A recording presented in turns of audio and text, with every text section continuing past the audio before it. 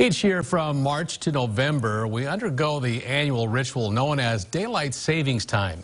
Now, legislation under consideration by Iowa lawmakers could do away with the need to spring forward each March, making Daylight Savings Time permanent. KCAU-9 reporter Lydia Vasquez talked with Siouxlanders about that idea and why one senator says he's pushing the bill. It's our top story tonight at 6.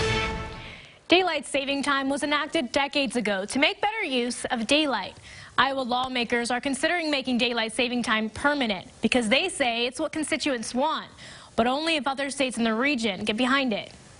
Changing the clocks forward allows us to get more done while the sun is out. For one Sioux City restaurant, more daylight means more business. It would be a positive effect on us just because we have a patio outside, especially during the summer, spring, and fall months, and that could be utilized a lot more than what it is now. And as far as the business goes, you know, it just allows you more sunlight hours for people to come out, and I think it's a positive for us.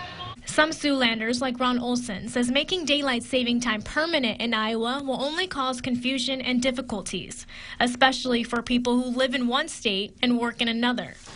I live in Nebraska, but my work is all centered in Iowa, and it might be an hour away from my residence, maybe an hour and a half.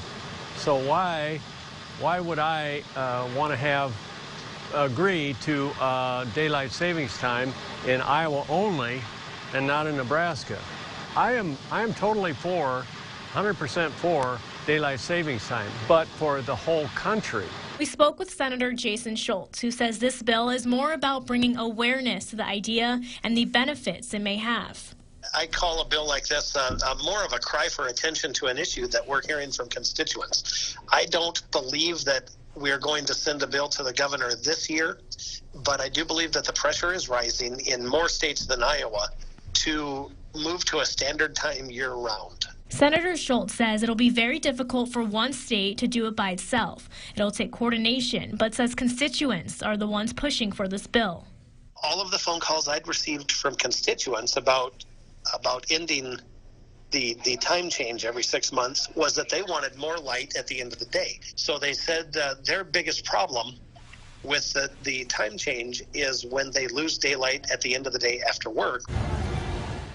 Senator Schultz says he believes the region, if not the entire country, will eventually make the move to a standard time and stay there year-round. Lydia Vasquez, KCAU 9 News.